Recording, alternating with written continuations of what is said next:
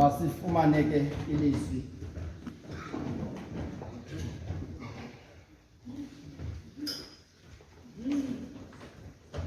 lokuvula lePasika yalonyaka wama-2022 Ivangeli engcwele ngokubhalwa uMarko sahluko seshumi lesine.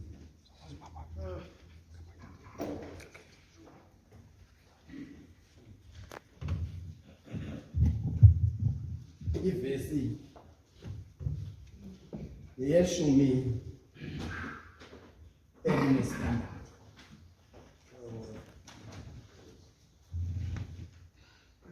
Gospel according to St. Mark, chapter 14. We will be reading only verse 16.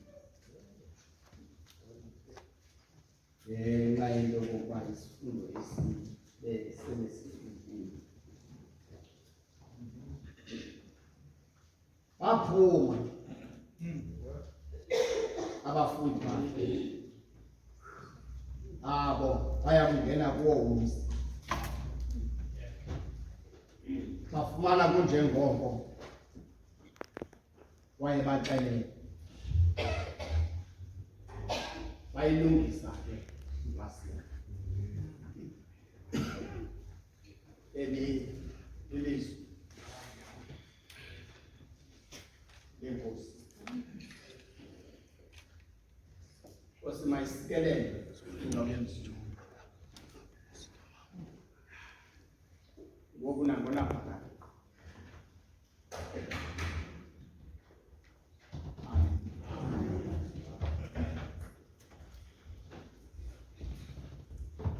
Bayilungisa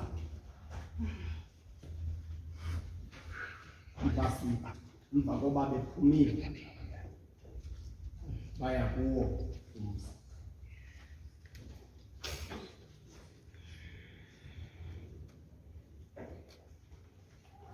Zonke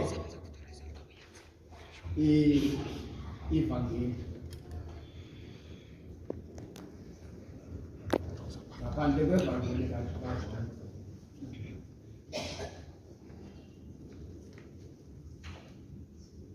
ziyangqinelana.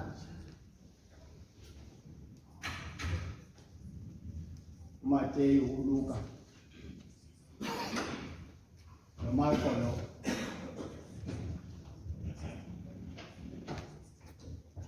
okokuba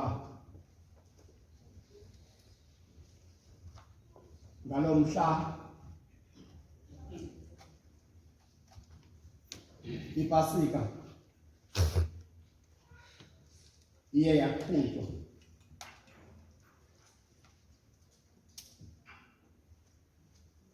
phaya eJerusalem egumbini eliphezulu. Nabathi ke abashumayeli ngokwezibhalo kuyabonakala okokuba kweli gumbi kwakukulo Marko. uMarko ke uyasikolisa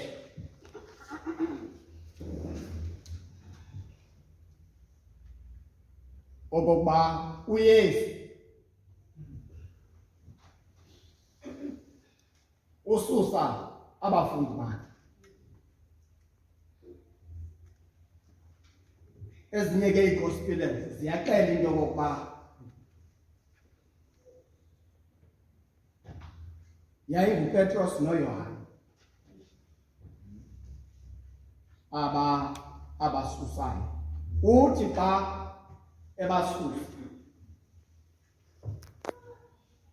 yani emzini lo nijongene nawo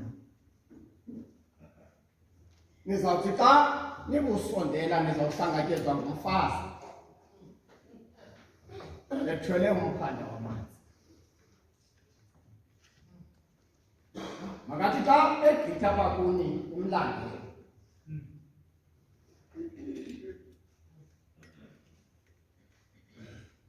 ithi ke iBhayibhile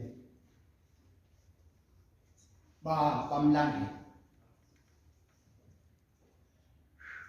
Ekumlandeleni kwabo xa befika emzini lowo babuza into okokuba uthi umfundisi liphi na igumbi labahambi apho angayidlela khona iPasika kunye nabafundi bakhe. Ithi ke iBhayibhile waphendula umfazi wathi izani kulo. Bayilungisa ke iPasika.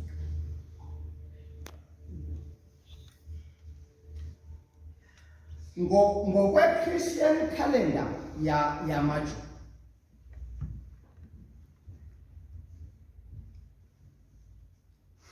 isabatha ngokwakwaJuda ibifanele into yokokuba iqala Friday afternoon.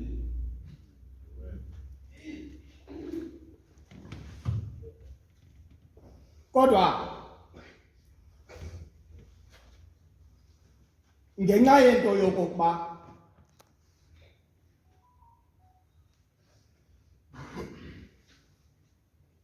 uYesu wathi akuyibona le nto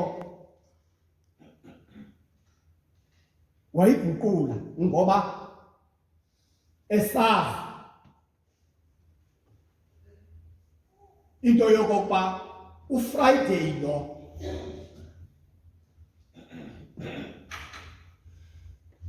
yimini yokokuba abheke emnqamlezweni.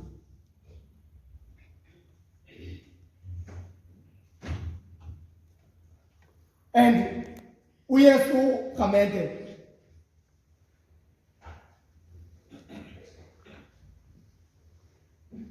enye yezinto eyabangela into yokokuba ayijike isabatha iyeke ukuqala Friday ngokwakwaJuda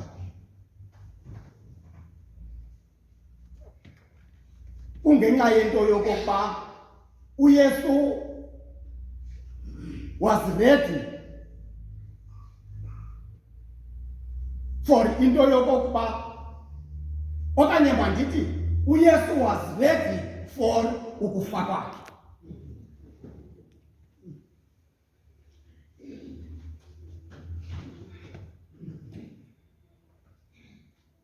Waqonda into yokokuba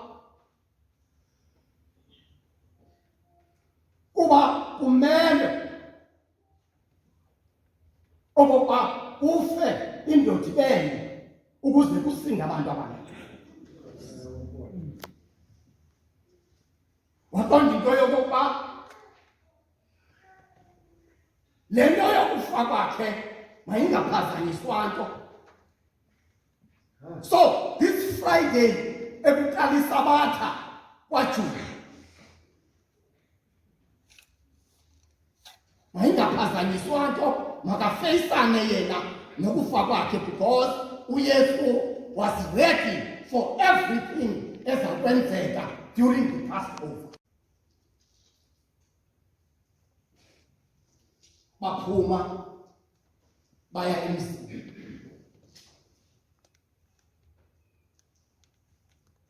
Bafika kunjengoko uYesu ebebaxelele.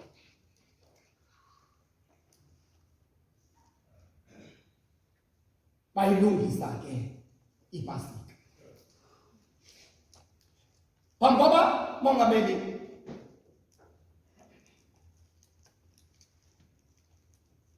ndiye kulo mcimbi wePasika, ndiyafuna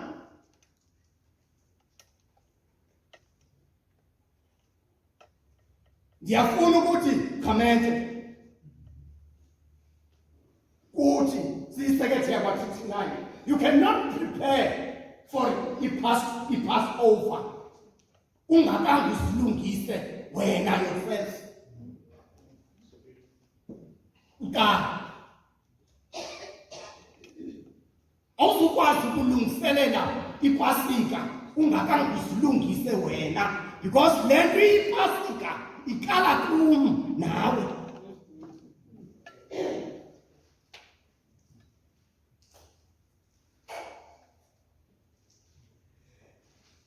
So ukuba kunokwenzeka kuthi kanti ngelishwa kukho umuntu ohlela apha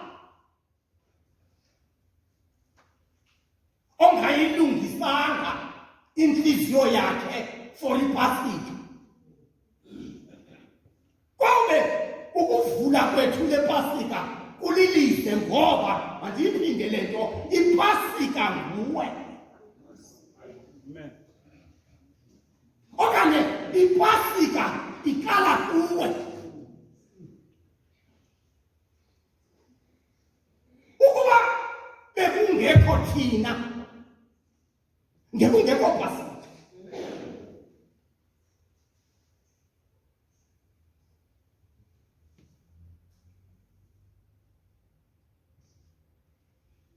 incwadi ye-Exodus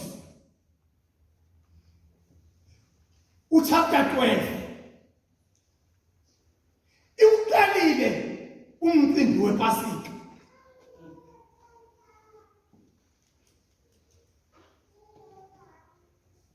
Into yokuba xa kulungiselelwa iPasika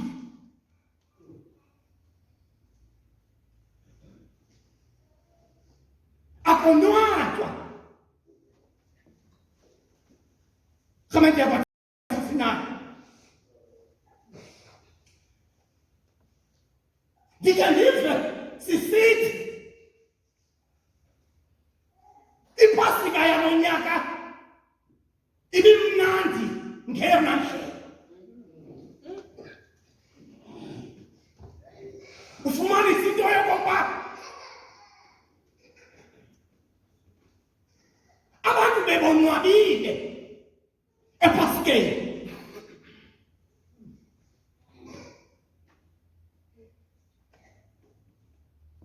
Kodwa incwadi ye-Exodus ithi xa isithi ezi zinto bezixelwa apha, ikhwani nezonka ezingenagwele, ezi zinto ide ibe nendawo ethi bashumayeli kufuneka xa zityiwa ezi zinto zityiwe buphuthuphuthu, into ethetha ukuthi zizawutyiwa kumiwe ngenyama.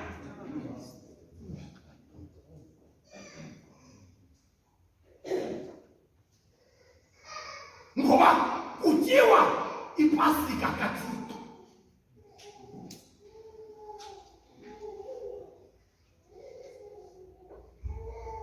Ithi ke enye incwadi ebendikhe ndayifunda, ngokwakwaJuda babekalwa abantwana at the age of 12, baqhutywe babhekiswe eJerusalem ePasikeni.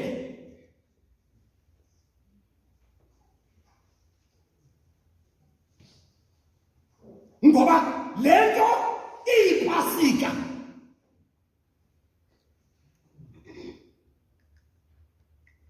ayipheli, mongameli, ayipheli iPasika. Ndikhe ndive bashumayeli kusithiwa iPasika iphela ngomhla wovuko.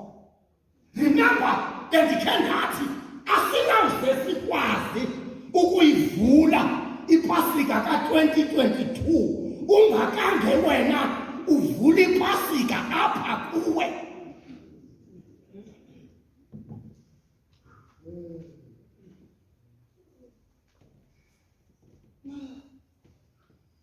Ngoba kamente kaloku eyona njongo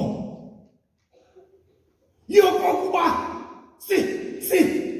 sivulele Pasika ngalo mhla we-14 kungenxa yento yokokuba eyona njongo is to get souls.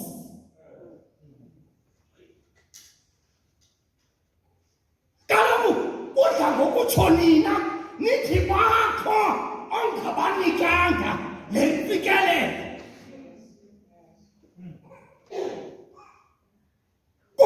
Kukho abantu abalapha abeza only xa kuyiPasika.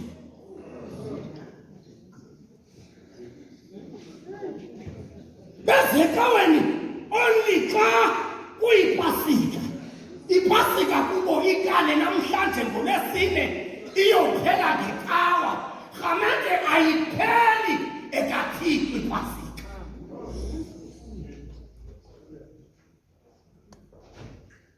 Ayipheli.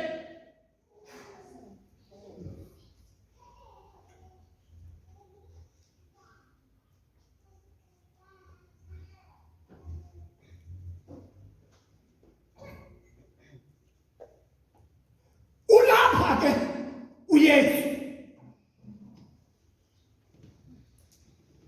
nabafundi bakhe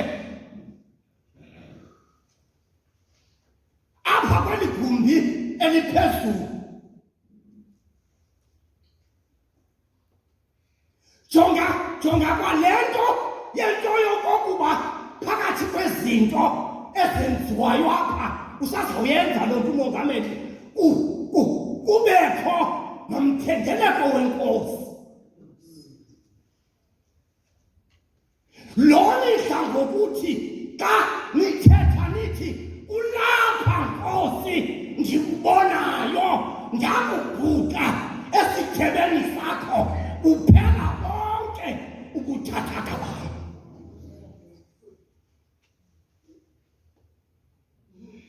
Andazi noba obu buthathaka buphela xa ulapha esithebeni wawuphakama uphume ngomnyango uyabuya nobuthathaka.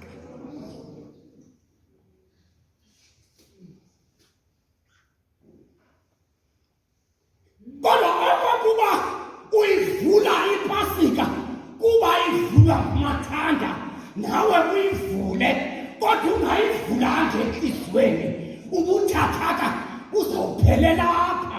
Xa uphuma ngomnyango uphinde ubuthathaka bubuye.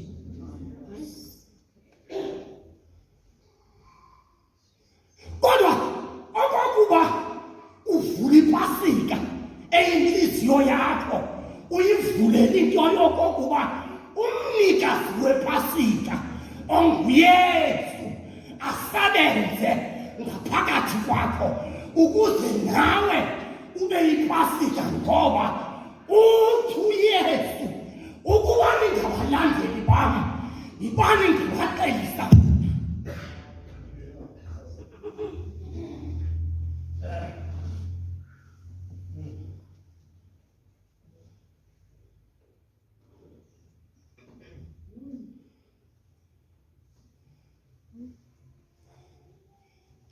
Nokwana Rhamente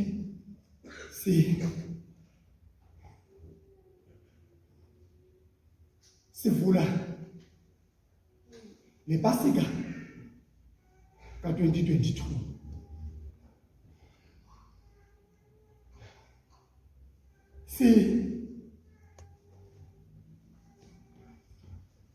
Siyivula mongameli abashumayeli lePasika ka-2022 apha kule tempile ugcwele ingqibeka.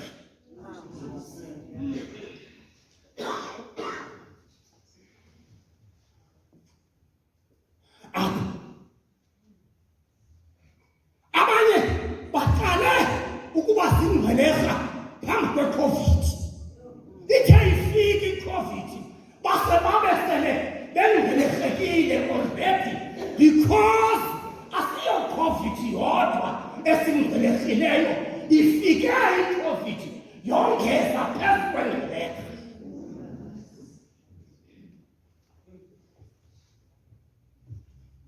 Yile nto beke ngathi akuzulunga rhamente into yokokuba sivule le pasika yakwa-39 kanti wena intliziyo yakho uyivalile. Akuzulunga.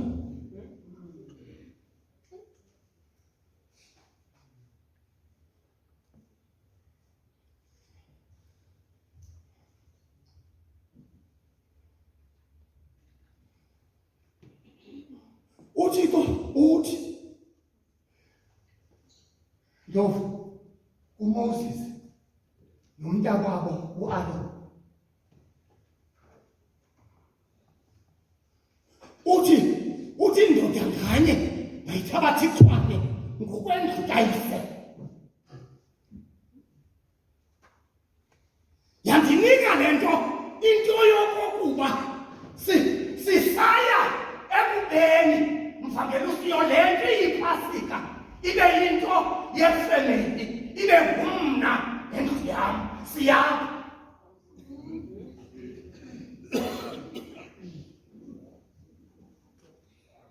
Le nto iyipasika sisaya kwinto yokokuba izawuba ngumna nendlu yam.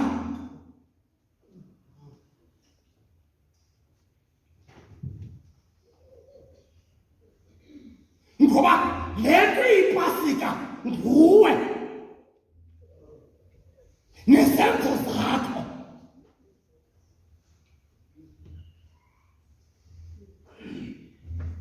Ukuba rhamente izenzo zakho azingqinelani nale nto uzibiza ngayo, usazawuba lilize okokuba uyifilishe le nto iyipasika because into ezawusinceda is to feel i-Passover, not to be happy i-Passover. Zimbini ezinto ndithetha ngazo.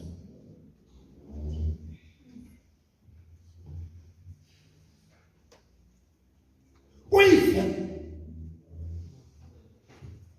ulonwabo luzawulandela emva koba uyivile le nto iyipasika uyivapha kuwe ngaphakathi emva koba uyonwabela, because sometimes it may happen into yokokuba unwabele into ongayivayo.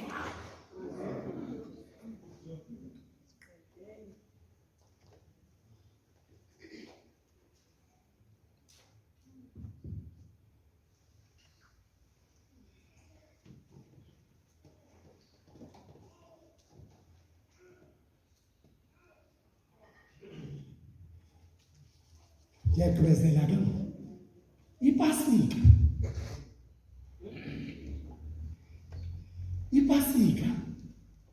amehla yakwa-39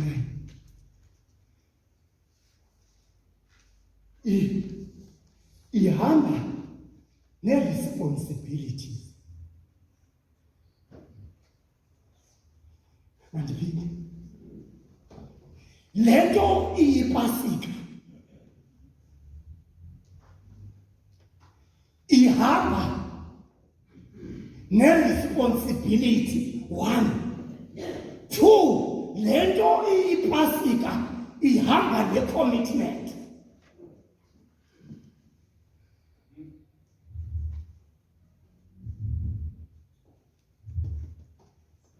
Kutheni mathanda usitsho?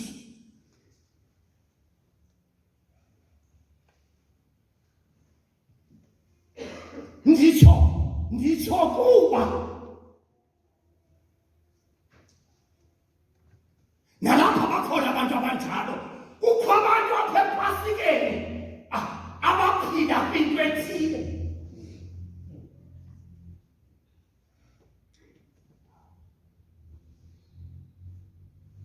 I-Holy Week okanye ukuze nindive mandithi i-Holy Week iqale ngecawa yamahlamvu emva kwenini.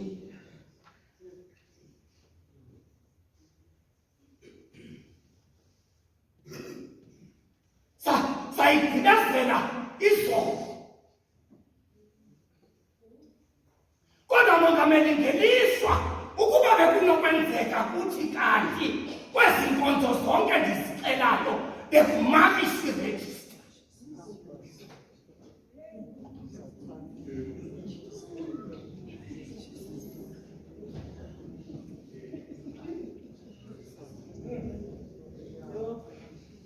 Ukuzofumanisa into yokokuba kukho abantu kubo abaphila kwinto ethile. Ndifuna ukukhomperishe ezi ntsuku zonke, asikafiki ngomso kodwa ndifuna uzikhomperishe nepasika yangomso, wenze icomparison.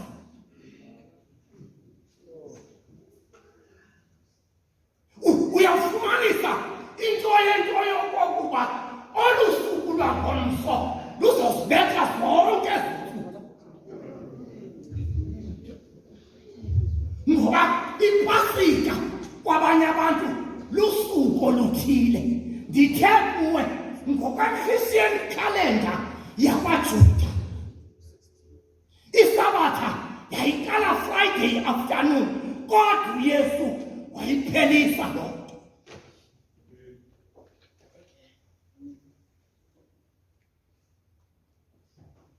Yile nto ndithi ipasika ihamba necommitment. Nindive kakuhle ke, awuzikhomithi epasikeni, uzikhomitha kuYesu umnikazi wepasika. Niyandiva kamenti? Awuzikhomithi epasikeni ngoba le nto iyipasika inomniniyo onguYesu.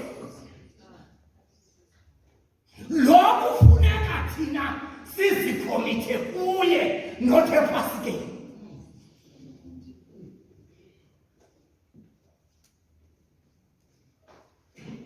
Ngoba umnikazi wepasika nguYesu. Lo nidla ngokuthi ngamnqanelwa ngako konke, ndalila, ndimfuna, ndalahla izinto zonke, ndade ndamfumana. Umfumeneke. Ewe ndiyafuna umfumene phi?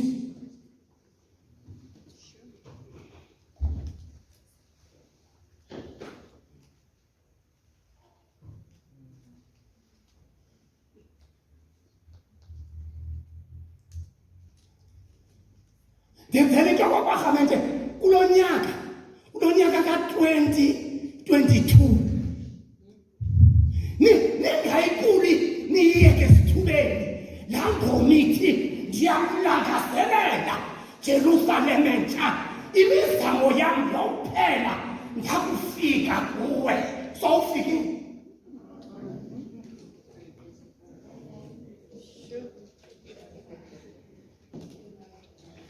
Njengoba kukho izinto zenzayo, kukho izinto ongazenziyo, sowufikile kwiJerusalem entsha le usithi imizamo yakho iyawuphela. Wawufika.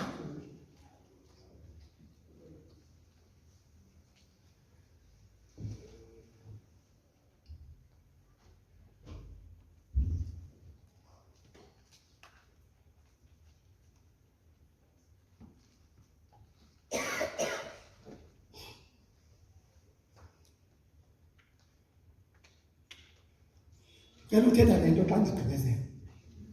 Cela uyithethe Mongameli, noba mhlawumbi izawufika ingene kabuhlungu kwabanye abantu.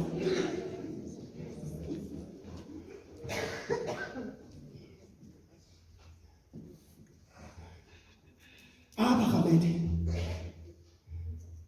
apha ndiza kule nto yokokuba ipasika ihamba ne-responsibility, ihamba ne-commitment. Awuzikhomithi umongameli, awuzikhomithi magosenesekethe, awuzikhomithi mkhokhelini wakho, uzikhomitha kulowo umlandelayo, nalowo wenza naye isifungo.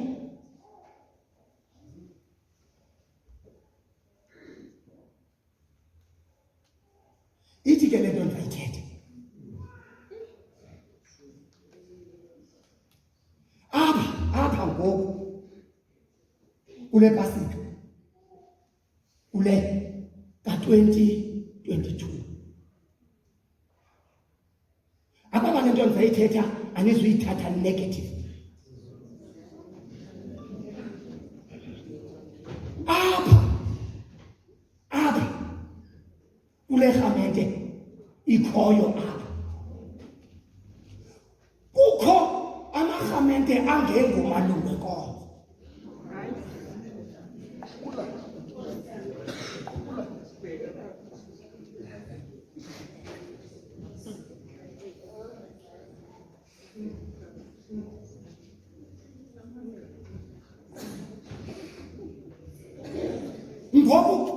Ngoku ndandisaphangela mzalwana usiyongwana, ndandikhwela itreyini, kwakukho ichorus elalisithi phaa etreyinini, lungisa indaba yakho noJesu khona manje.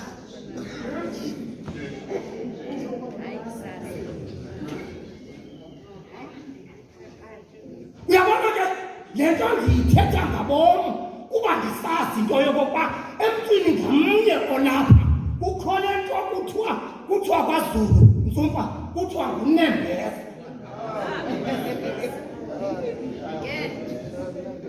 Ndiyithethiswa yiloo nto into yokokuba umntu ngamnye apha isazela sakhe sitye yena. Andizuyityenisa into yokokuba ndithetha ukuthini na, kodwa niyandiva ndithetha ukuthini.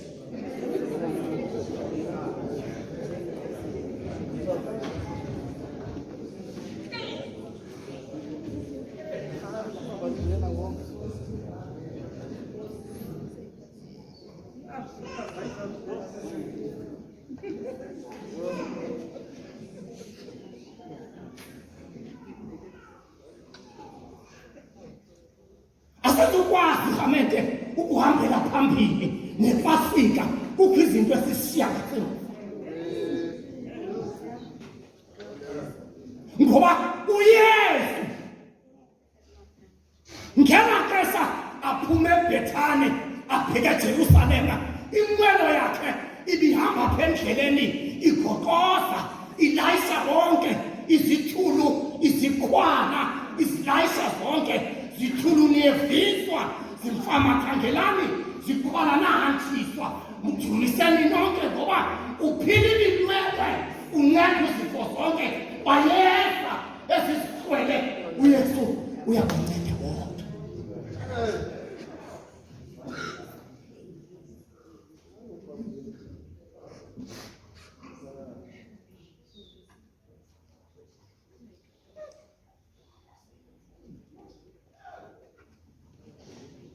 Sivula ke nePasika rhamente ka-2022 sikulombeko.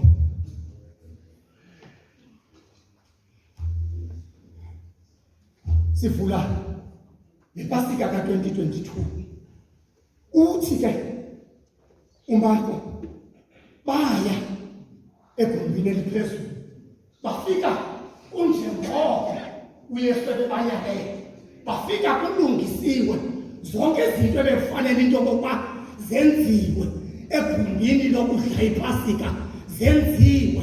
Uthi lo mbhali iilinen zendlebe uhonjisiwe, imithengele bidekiwe, ngoba uzawudliwa iPasika. Bayivula ke iPasika.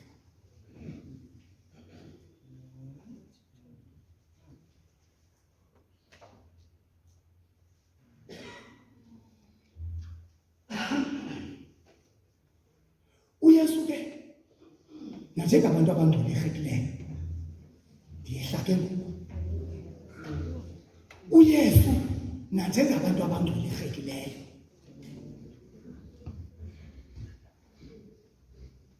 phakathi kwezinto eziningilileyo. Kukho eyona nto isemqoka.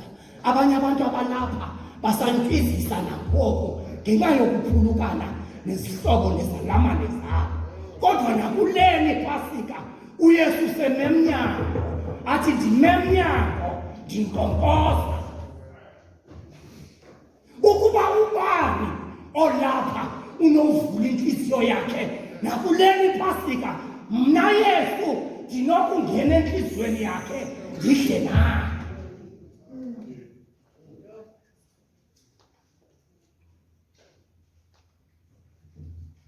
uYesu ke ongemkhethe wabusoba mntu.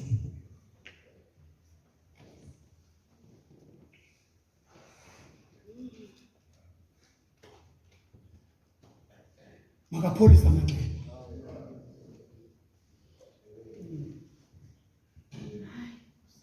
Andimazi la mculo uba ngubani nalo uthi aweminyaka wona azawuphopha. Athi ke yiza kuYesu uze nawo naweminyaka uzawapholisa. Utsho ulusanda uthi andiwanaki awam amanxeba ngoba ndinoYesu opholisa amanxeba uzawapholisa uba.